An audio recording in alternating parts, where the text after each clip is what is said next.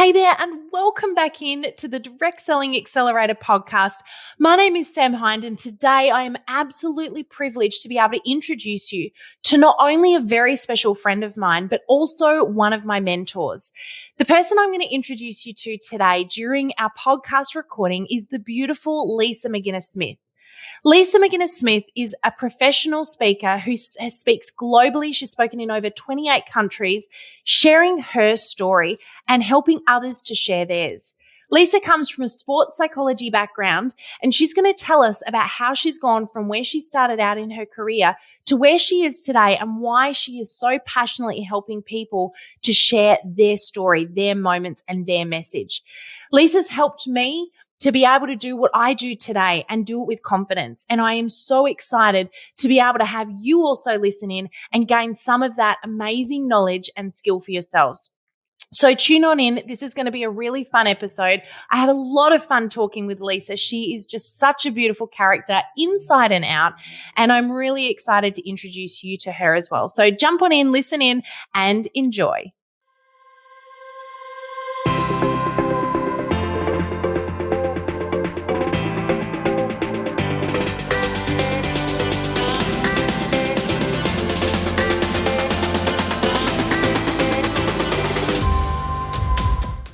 Welcome back into the Direct Selling Accelerator podcast. My name is Sam Hind, and I am so excited to introduce you to an incredibly special woman and friend in my world, the beautiful Lisa McInnes-Smith. Welcome on in, Lisa.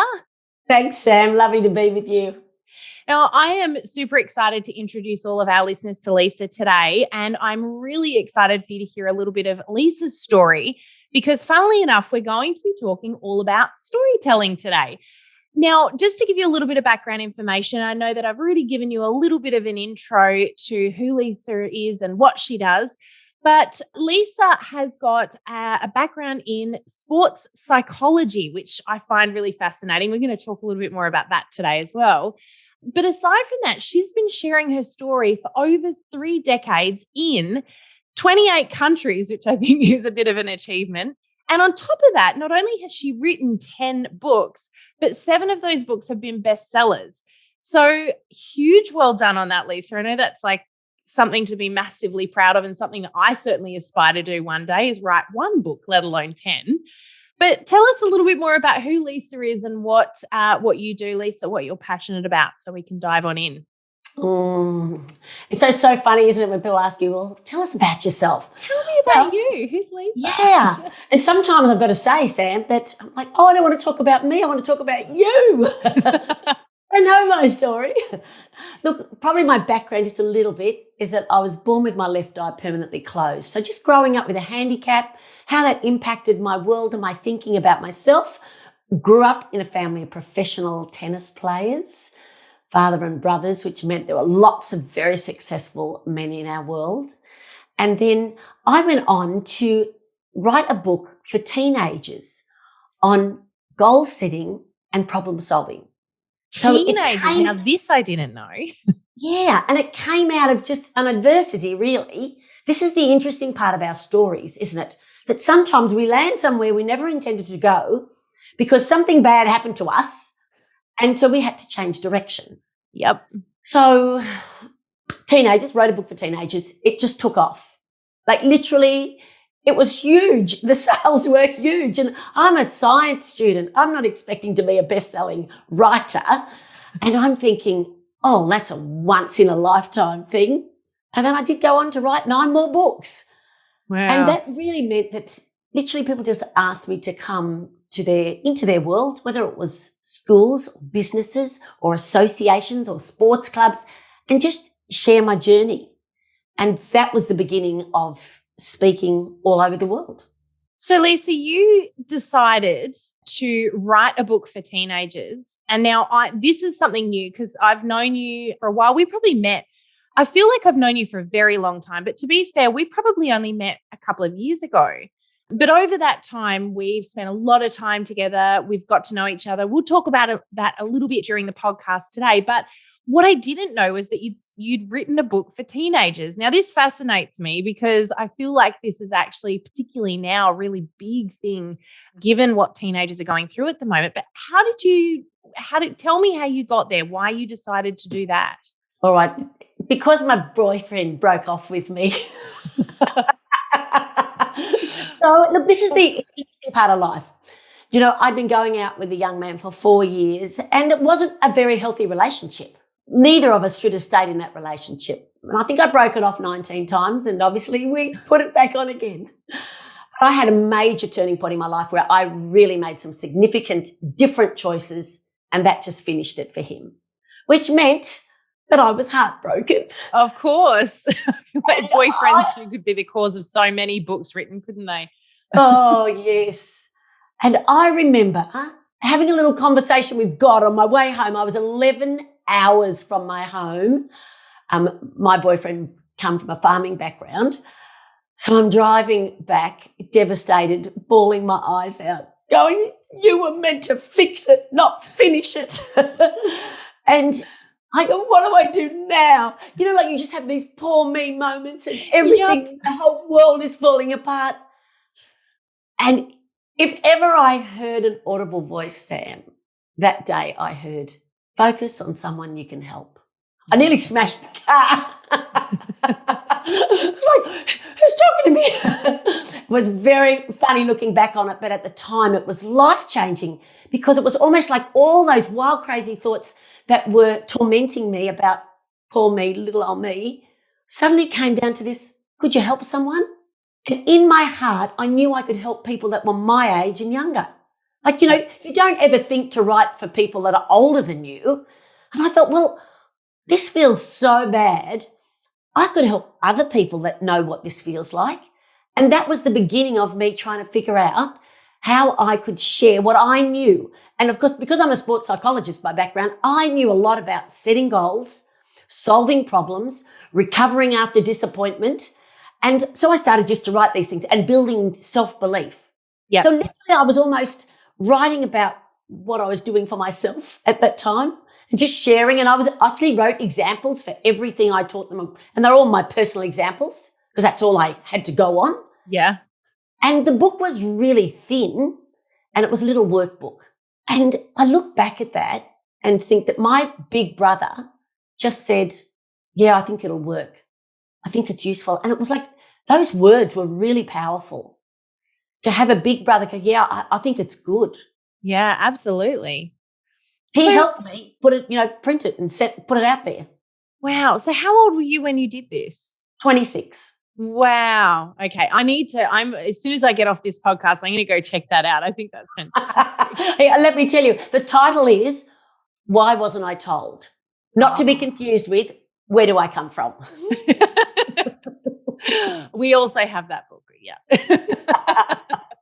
I love it. So good. I mean, as you know, we've got 3, not 1, but 3 teenagers at the moment. And I've been having I feel like all I'm doing at the moment is having the heartbreak talk or the hormone talk or the what's happening to my body talk. So, and I'm sitting here going, I'm not qualified for this.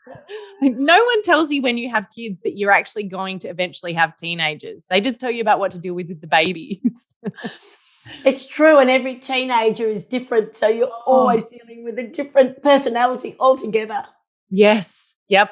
We could have a whole podcast episode on just that. But I know that's not why we're here. So one thing I'm really interested actually to ask you, Lisa, and I know we've done a lot of work on storytelling, and anyone that's got to know Lisa or seen you speak would know that Lisa is a natural born storyteller, and it's what you teach, it's what you're passionate about. I think it's insanely helpful for social media, and we'll dive into that. But I want to know, have you always been such a natural storyteller, or is it something that you had to develop yourself over the years? No, I've definitely developed it. And in reality, look, I'm not a storyteller nor a writer because I'm a science student. I just go straight to the point. Like, here's the 4 facts you need to know that.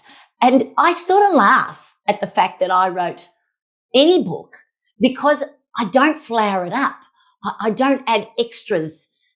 So I thought that would sort of disqualify me from being someone that would share information. But it seems that some people really love just getting the nuts and bolts. Like, just give me what you know, right there. Really simple. Tell me, yeah. Yeah, really quickly. And obviously that really related to teenagers. Yep. They love the fact that I made it as simple and as doable as possible. And I think maybe the parents loved it too, because usually the parents still buy it for the kids. The kids themselves don't buy the book. So the parents have actually got to look at it and go, oh, I could do that. And hence the reason it took off, which I think this is sort of funny when it comes to storytelling, because what you don't know is that what went with that first book were 2 CDs, or way back then, 2 cassettes. Yeah. and the amazing part was that look it up later. Yeah, that's it. And there I was telling my stories audibly to everybody, and the book actually was written to go with what I was trying to share. So I look back and go, I obviously like to share and I'm open to share, but I do get quite quickly to the point. Well, we'll see after this podcast we're going to get to the point. No, I love it. I love it. But when we sort of find our way in the world, in our career and what we're passionate about, I don't think it's what we set out to do. It's never what we set out to do. We don't you started as a sports psychologist, right? So how did you go from there to here? What was that defining moment, that pivotal moment for you that made you go, maybe I'm going to become an international speaker now? And what I love is that you make one pivotal point. This is the whole thing in life, isn't it? There's lots of little things that turn the dial. Yes. Just around you go, lots of little events. You know, why wasn't I just being a sports psychologist? No, because I was young and I wanted to be a nightclub promoter. Do you know, I wanted to be disco queen. I wanted to be out there in the party scene. I mean, this is the challenge of life, that we've got qualifications and skills, but we've got another desire to find a place where we belong.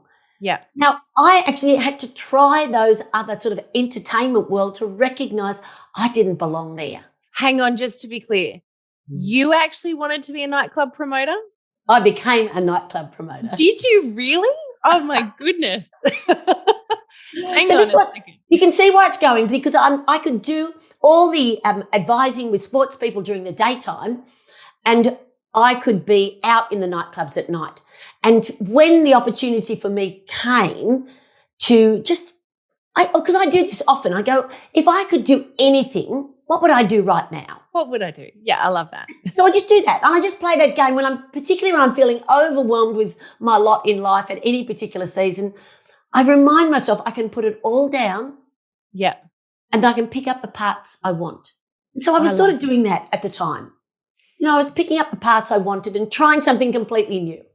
So I'm still seriously hung up on the nightclub thing, because, again, this is 2 things about you I've learned today.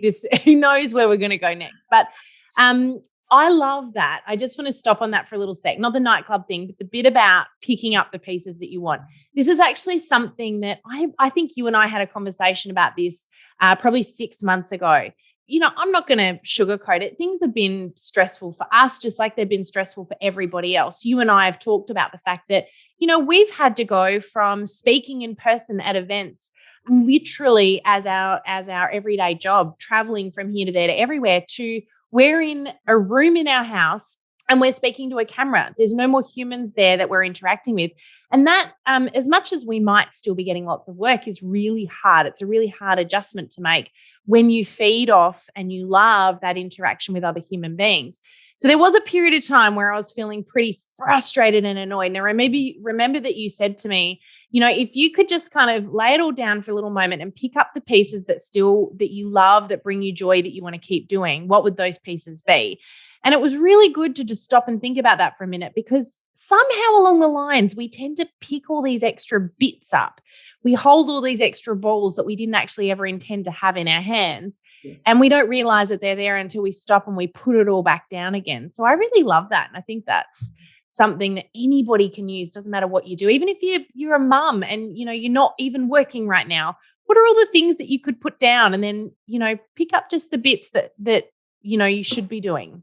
Yes, and you've got to see how this fits into the high performance life that I was working with, athletes. They were mainly young people and they were really good at what they did, but they too were being overwhelmed by all the demands on them and what people expected of them simply because they were good at one sport. And so I had to try and show them, all right, how do we look at all the things in your life and how do you choose what's really important? We would often say, what are the big rocks in your life? What are the things that you need to say, look, that's important and that's important. These are keepers. Now, all the others are moving parts. Yeah. And this is important. This is relevant to even what we're going to talk about later with storytelling, is that you've got to know what the big rocks in your life are, what's really important, because that helps you to not get caught up doing the things that are of no significance to you. And that's awesome. Isn't it? I love that. And isn't it funny how, something I've noticed just in the last few months is that we tend to assume that things that we love, the things that we enjoy, we feel this guilt about doing them because it's almost as though, well, if I enjoy doing it, then, obviously there are other things that I should be doing, that I should be spending my time on, because I shouldn't be focusing on the things I love. Isn't it funny how I don't know if that's just me, but it's like I actually love creating new content. Now, if I sit back and I'm looking at it from anybody else's perspective, I'd go, that's a great thing to focus on, Sam. But here I am going, oh no, I feel like I should be doing my books or my accounting or wages, or isn't it ridiculous? How you go, well, if I enjoy it, then clearly I shouldn't be doing it. But this is the interesting part, Sam, is that what we're all caught up in when we have our own business is that there's parts of it that we're really good at and they fill us up, and there's parts that we're really not good at and they drain us, and it's learning to find people to help you. Yes. Especially those ones who love to do the things that you don't like to do. Yeah. And I think we're afraid to ask for help when so many people would be so happy to help us, especially knowing it releases us to do more of the things that help others. Absolutely. So this is part of finding out in our businesses, come on, what are you good at and how can you do more of it, and how can it be the thing that fuels you so that you have got the energy to do some things that you don't like doing. Yeah, so important. And I know we've got a lot of people listening to this podcast as well, Lisa, who have got their own businesses, but maybe they never have before. They've got a direct selling business. Maybe they're in party plan or network marketing, and they're just trying to find their feet with it. And, it's really interesting you say that, because I remember back maybe 4 or 5 years ago, I was having this exact conversation in my own head where I thought, I've got to be doing my accounting. I'm so behind on my accounting. I'm so behind. I hate doing it, but I've got to do it, And I remember thinking to myself, no one else is ever going to want to do it. And it wasn't until I was having this conversation with a friend over a coffee, and she said to me, oh my goodness, I love doing accounting. I love doing bookwork. Would you please let me do it for you? And I just realized at that point, just because I don't love it doesn't mean that someone else doesn't. Why would I take that away from them? So I gave it to her and I let her do it, and she's just been in bliss ever since. So have I. That's an awesome lesson, isn't it? It was a little bit like me when I started my own business, learning to outsource all the things in my home life that were not absolutely necessary for me to do. Cooking, cleaning, ironing, and I learned, though, if I could do more of the things I loved, like nurturing my children, loving my husband, building my business, then everybody was happy, and I got to pay some people to do things that they love to do. You've just made my day, Lisa. You've just given me permission. I'm going to ring Greg straight after this podcast and tell him I'm outsourcing all of my ironing. Done. That's it. all over it. I love it. Now let's get back to storytelling. So we got off track. This happens. But I do want to just talk about storytelling now, because one of the things that we were chatting about earlier was something that Lisa does, which I think is absolutely fantastic, is that she helps people to tell their story. Now, I did, both my husband, Greg, and I both did an amazing course with you. Must have been early last year. Maybe it was during COVID when we were all stuck at home and all we had to do was learn. So we jumped on in and did some further learning with you. And the really interesting thing at that time was that I had thought that my story, because it didn't feel as game-changing and special as other people's stories, I thought my story didn't matter. Now, we're going to talk a bit about storytelling today, but the question I want to ask you is, what would you say to somebody who, like me at that time, feels that, my story is really not that special. My story is not that important. I would say that everyone's story matters. And it's simply because every person matters, our journey matters, and most people relate to the most mundane things in our life. You don't need a spectacular story to tell your story. You actually need a story that is something that involves things that other people have also struggled with or also striven for. Is that a word? Striven for? We'll make it. It's a new word. And that we've got to find ways to just be relatable, because this is more the point of storytelling. Yes. Is that what do we want? We want to connect and relate to the people that we want more of in our world. I'm so glad that you said that, because you showed me last year how to better tell my story in a way that was understandable and easily communicatable. There, did I make a new word up too? Yep, good. To everybody else out there. And what was really interesting was the first time I told the story on a webinar, I was so uncomfortable. I was so super, because I was talking about myself and I didn't want to do that. I wanted to talk about them. I wanted to talk about what I was there to show them.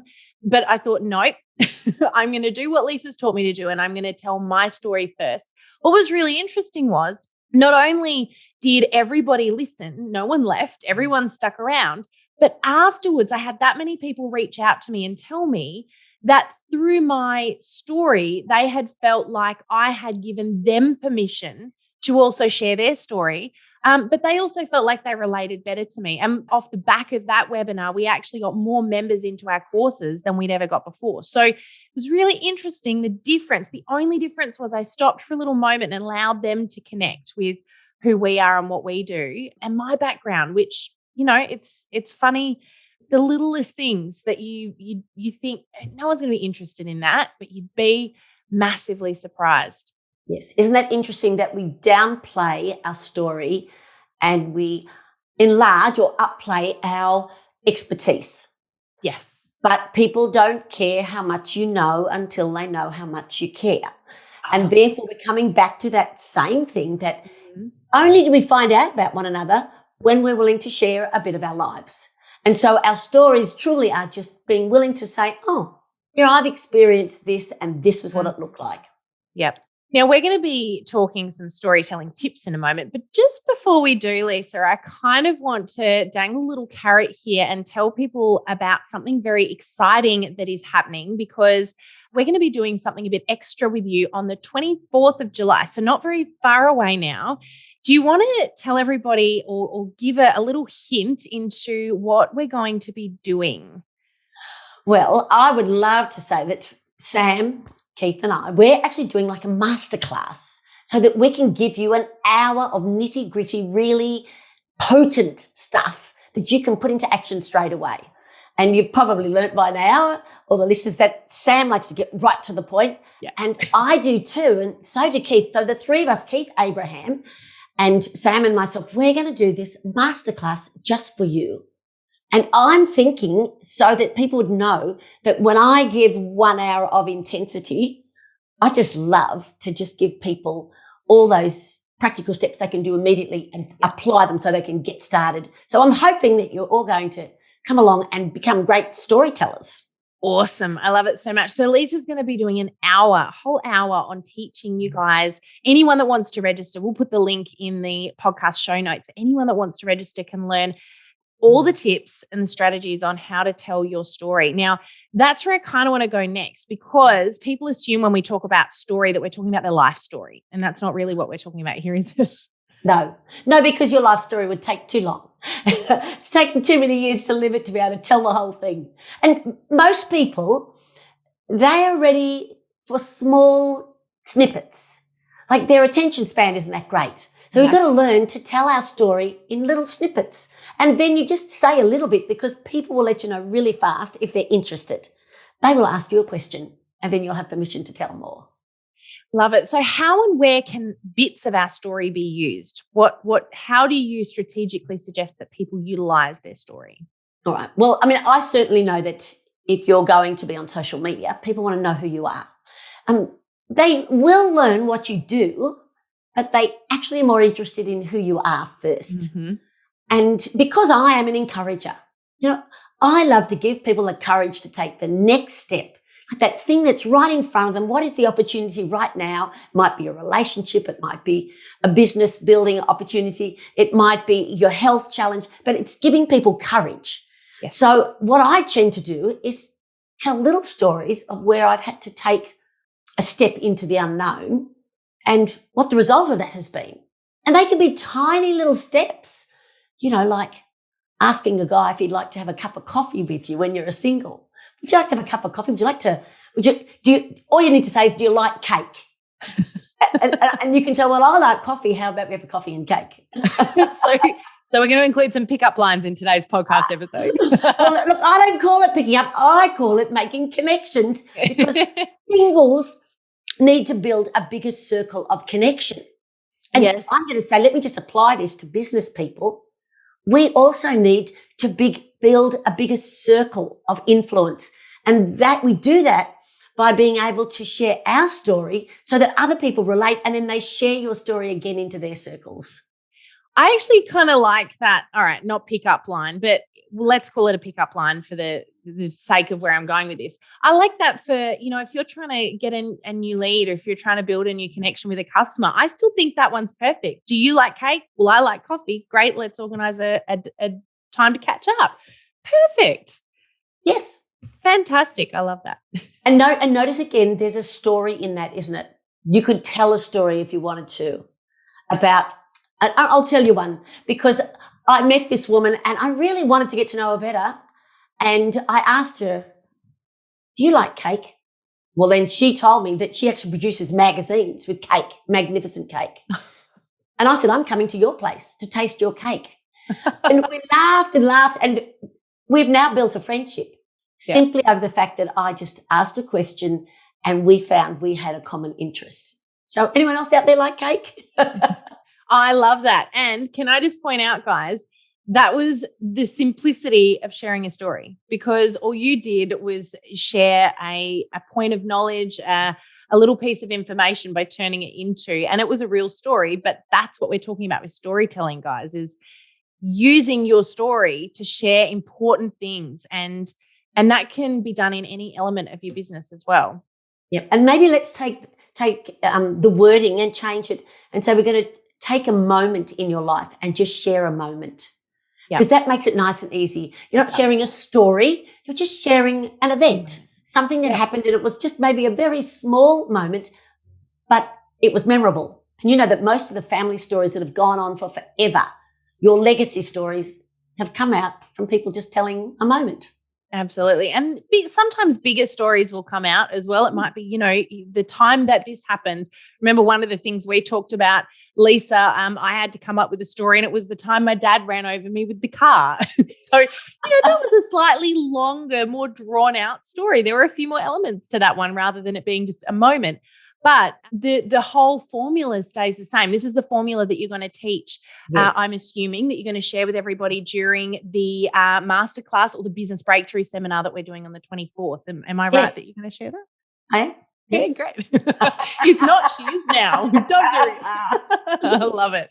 So, Lisa, can you share? I've got a couple of questions around storytelling now specifically, and we can call it life moments, sharing life's moments. But can you give us some tips on how to share those moments? And I'm going to assume we're talking verbally now, but then I want to ask you a little bit about the difference with if you're writing. So a few tips. I would do it the other way around, Sam, because I think sometimes we need to capture them on paper. For some people, you get out of a taxi and you just had a strange conversation with the taxi driver, and you just capture it. Yep. So I was in a taxi from the airport to home about an African driver that I was asking about his life and his family, and I was getting insights into how he lived. And I was being very polite and friendly, and I was a businesswoman dressed up. But pretty much he was saying to me, look, lady, I shouldn't even really be talking to you. And so then he started to unpack some of the values behind that. And I was a bit shocked. By the time I got home, I'd had quite an in-depth conversation with someone who had happily taken my $100 for the taxi drive, but it had been confronting. Yeah. It made me have to think about, now, what would I do the next time I'm in that situation? Mm-hmm. See, these things matter, so you write them down. And so it was a moment, and it would have been about 8 years ago, but because I wrote it down, I can remember it. Yep. And we capture the little bits of story and we say, all right, some things we're sharing because it's for our well-being. Mm-hmm. And sometimes we're sharing because we need to process something that shouldn't have happened. You know, like I will tell you, I was interfered with by a babysitter, which was something I didn't understand, that set off a pattern in me that I didn't understand until I was much older. Mm-hmm. So that's a very confronting moment that I never spoke about, well, probably until I was in my 50s. Yeah. Long, long time. But you see, sometimes when I'm talking to young women and I am building connection, I need to tell them that stuff's happened to me so that we have a starting place of trust. Yeah. So that's a really hard place to go to, but I don't have any shame about it, so I can say that stuff. But there's other times where we just be talking about just a lighthearted, crazy moment, where I've done something ridiculous like fallen off the back of the stage in the middle of my speech. I just leant on the screen because I was trying to reach to get a prop off the table, but the screen wasn't solid. It was just hanging, and I literally fell 1.5 meters straight down. Oh, no. I did. And then everyone went dead silent, and I've got a little lapel mic on, and I just creep over the top of the stage like this. I'm okay. And, of course, do you think anyone could take me seriously by the time I'd crawled back onto the stage?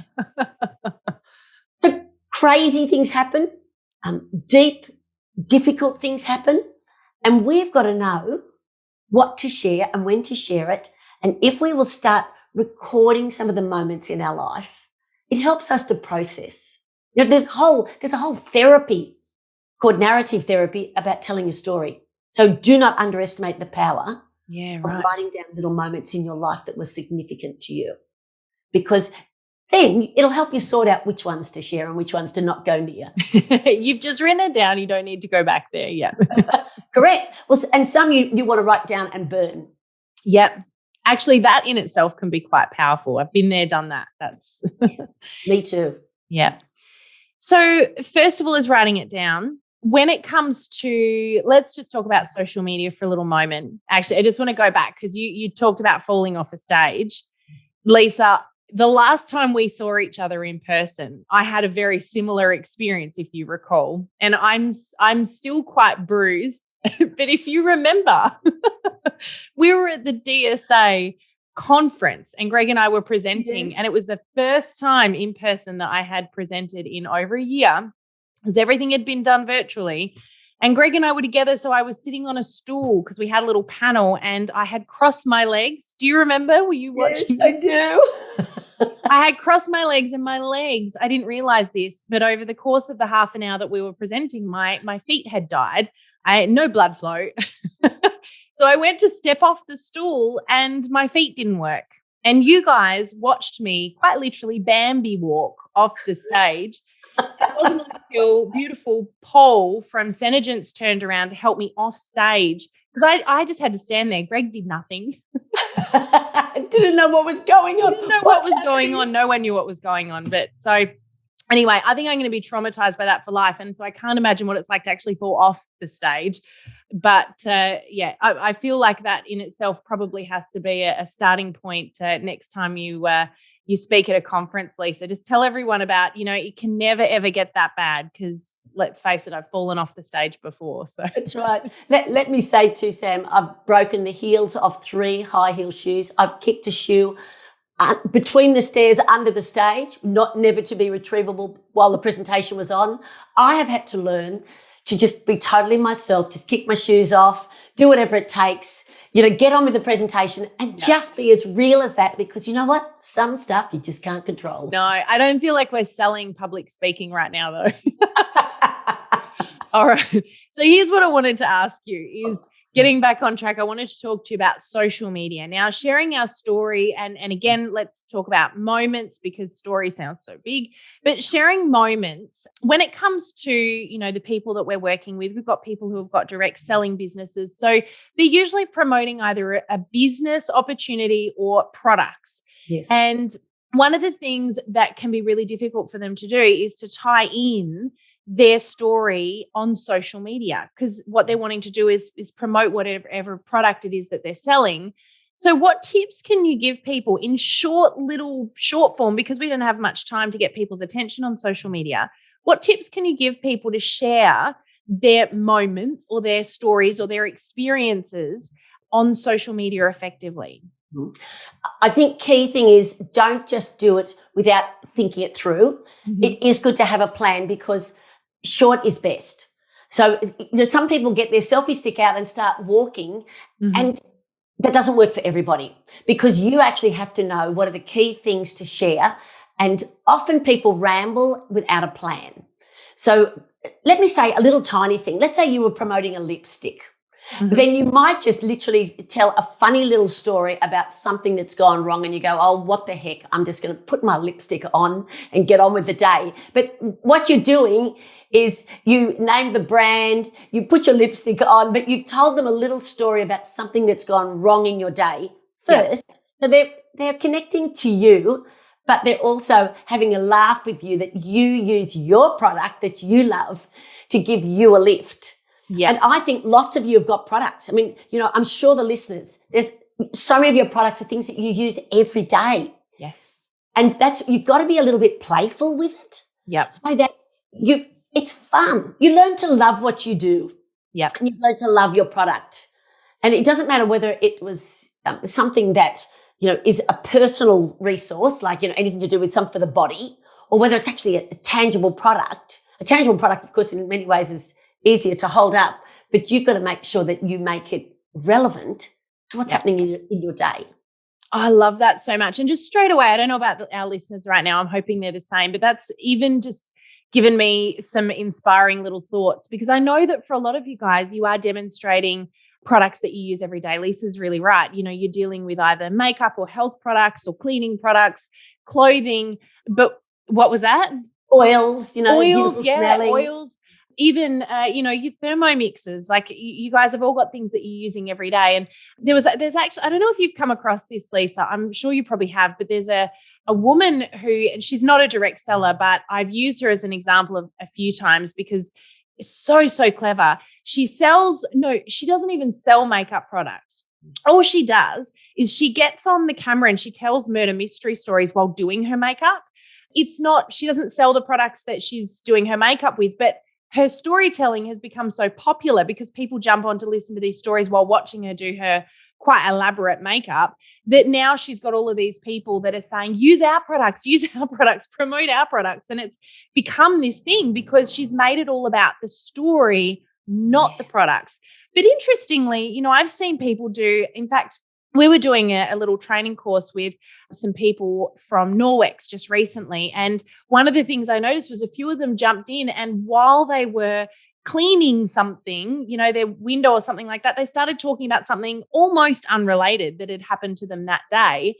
And it was their most successful video that they'd done to date because they weren't making it primarily about the product, but it was about their story, their experience, a moment in their life. So I love that. I love that because we love hearing about each other's lives, and all the products that we use as we go along are the adjunct. They're the extras, but they're sometimes the icing on the cake when it becomes something that just makes life a little bit easier, a little bit more lovely. Yeah, absolutely. But they're not the key, are they? They're people are connecting with you. They're buying you. They're building a relationship with you. And the fact that you use that product is often what sells it. And it's one of those things that I think, and I'm really excited about this business breakthrough seminar that we're doing, Lisa, because I know that for a lot of people listening right now, they'll be thinking possibly what I was thinking, and that was, I need permission to share my story. And I'm really excited to give you guys permission to do that because it is one of the most powerful things you'll ever do in your business.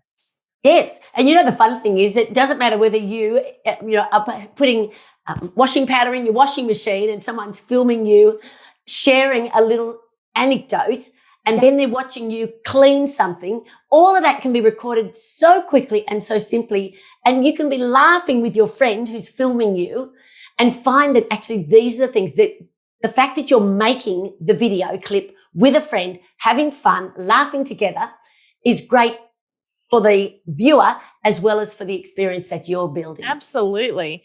And even, if you do work with oils, mixing up a particular blend in your oil burner or something like that, or your vaporizer, and talking through why you've decided today to use that particular blend. I know for me at the moment, it's all about calming my teenagers. And I could do a bunch of little anecdotes and stories about what's going on in my world when it comes to teenagers. So if I was selling oils, I think I'd have a field day. Yes, I would too. That's fantastic because I use a beautiful vaporizer and I love it. And I can often say, this oil because of this mood. Yeah, let's talk about that. Yeah, I think that's fantastic. So that actually segues beautifully into my next little question here, Lisa.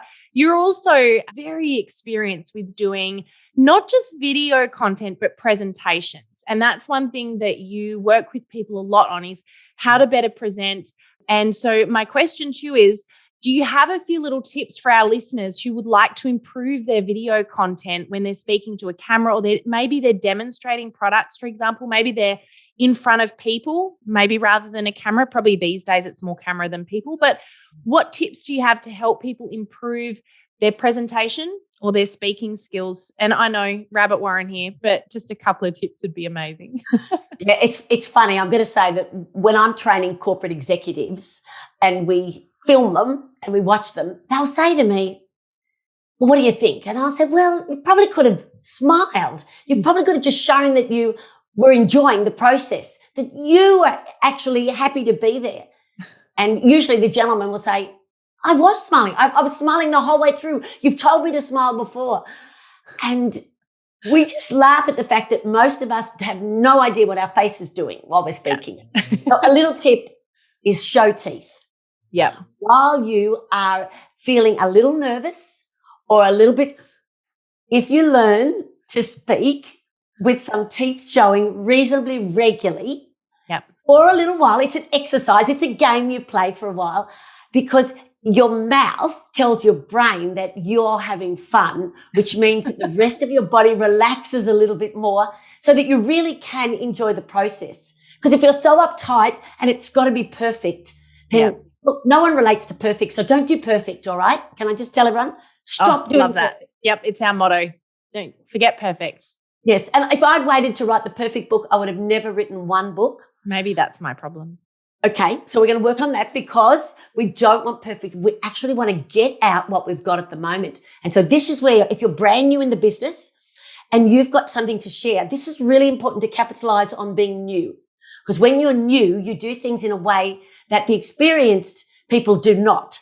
And it's an advantage. So I don't want you to underestimate being fresh and new and just having a go. And you'll actually find out that people know that you're new and they love the fact you're having a go, and they actually find you so relatable and would love to buy from you because you're showing courage. Yeah, absolutely. I love that. There's something really special about being new in the business.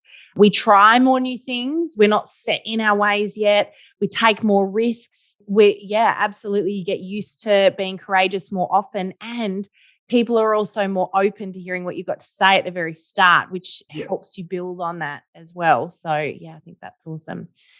And I like what you said about teeth. It's one of those things that, yes, tricking the brain, but there's also something to do with trust, isn't there, from the other end when it comes to teeth? Yes. Well, let me just talk about that. When someone walks into a room, you go into a room, you go into a party, you go into a conversation, a meeting, the first thing you should do is stand at that door of that cafe or that building, that room, and smile first. Put your smile on. And I don't believe it's fake it to make it. I believe it's faith it to make it. Love that. Turn up with faith in yourself and faith in the person you're going to meet, and just look friendly. Because, oh my goodness, you'll be amazed the positive response you get when you look friendly. Yeah, I love that. Faith good for dating too. We're going to create good for dating. Anyone who is looking to date, this is the podcast episode for you. We've given you some tips today. I think we need to also start a little book, a new book, Lisa. We can co-write this one. We're going to call it Lisaisms. Faith it to make it is going to be what we call it. Yeah. My husband's been threatening for my whole career that he's going to write a book on all the faux pas that I make. Yeah. I've got I've got a funny, very funny friend, very quirky, very funny friend of ours who just comes out with these little faux pas constantly and has me absolutely hitting the deck laughing every time he does it. You'll laugh at this one. This, if you're not a parent right now, just switch off. Parents, you'll totally get this. I've got 4 children, so of course, flatulence is exactly what every conversation at some point involves talking about flatulence. Anyway, one of my kids walked past him a few weeks ago and they must have, let one go. And he just yelled out the top of his lungs in front of everybody, "Did someone just let Fluffy off the chain?" And that was it. I lost it. I decided that was a Jameserism. It was Right. I thought that was fantastic. Yeah. Anyway, there you go, guys. Little giggle for the day. But totally not what we were supposed to be here to talk about. But But it's a story and it's a moment. And we all it was a relate. moment. But this is what's so good about finding out. Notice that it only took less than 20 seconds, Sam. So this is where people actually have to think about this. Don't think minutes. Think seconds. We're talking 10 seconds, sometimes 20 seconds. Most of us are making the job too big and too arduous instead of, remember, most little things that we share in a conversation, like Sam and I, we hit the ball back and forth to each other. The comments are short, so don't feel that you have to stay on and talk. Now, actually, one of the things that you told me to do last year, which I thought was really interesting, I'm going to throw this one out there now because I think it's a really great hot little tip for people that are wondering, well, I don't really have anything interesting to share. Now, the reason I remembered that one about what James said to my kids is because it was right at that time where you got me to keep a little notebook. I actually kept it in the notes in my phone because my phone's always with me. And you said every time anything makes me laugh throughout the day to write it down, no matter how big or small it might be, or anything that makes me feel sad as well. So anything that evokes, I guess, some emotion in me to jot those things down so that I remembered them. But then we came back and we actually, during the training, which we're going to be doing, or Lisa's going to be sharing with you guys on the 24th, you're actually able to look back through those things and work out, like you said earlier, which bits could be turned into something useful to share. But it's really interesting how much stuff happened in an everyday that if I hadn't written it down, I would have lost it, and how valuable some of those things were.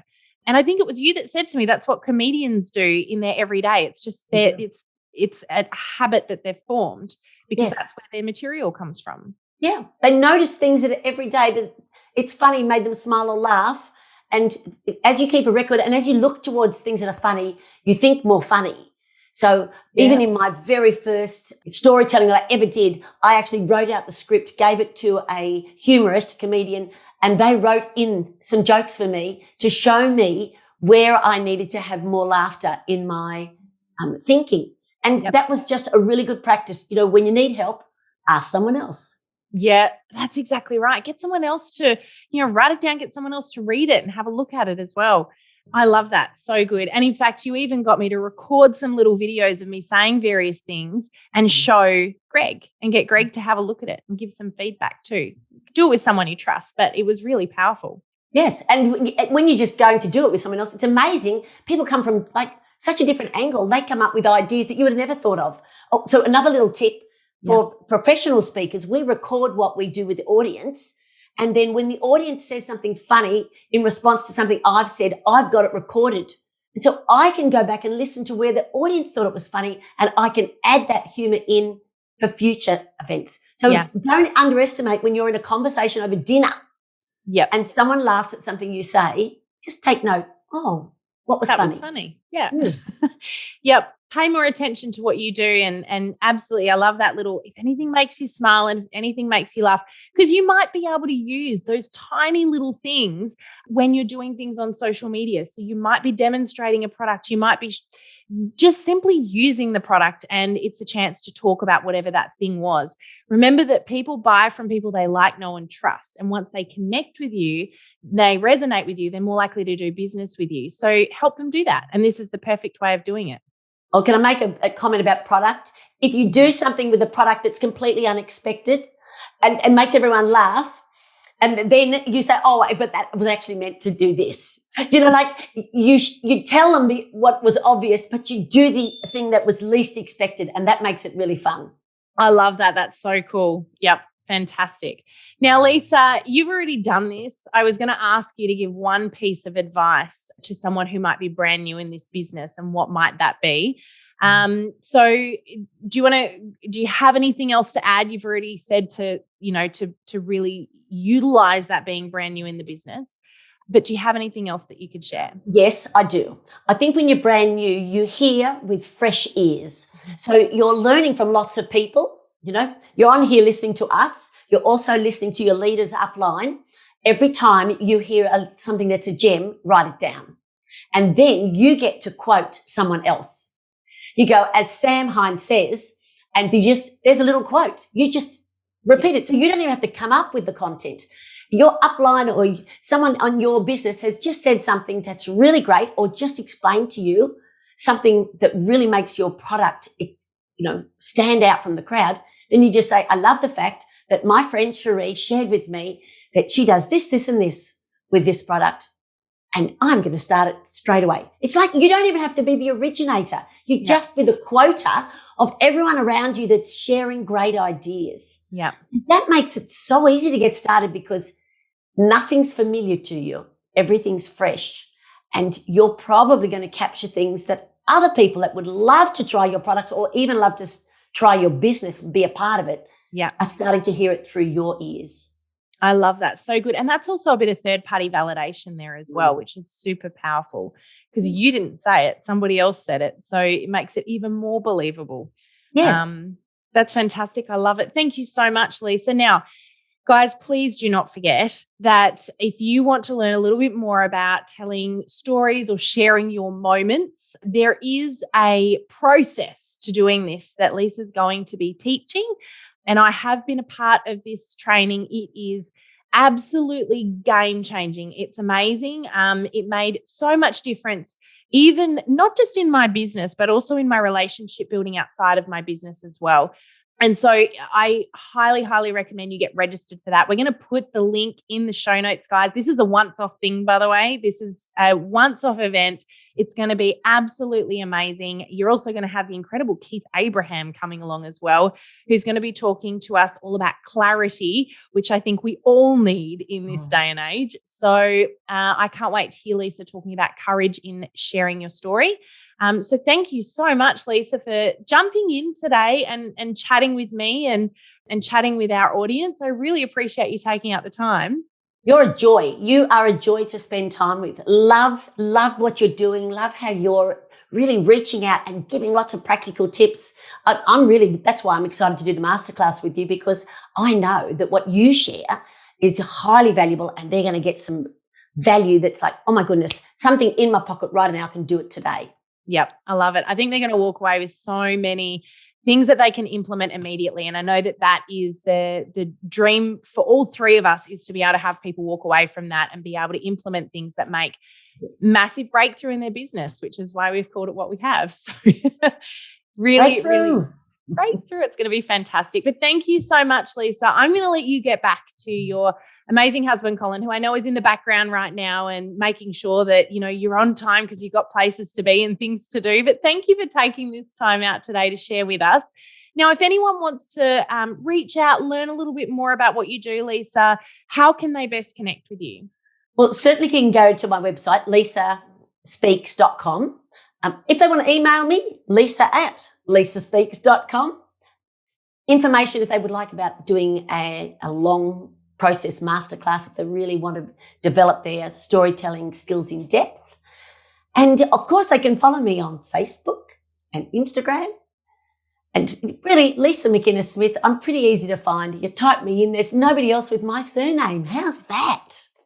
Well, we're going to pop it all in the show notes as well, Lisa. So if they want to connect with you, we'll pop your website, your email. You're going to have everyone bombarding you now. Look out.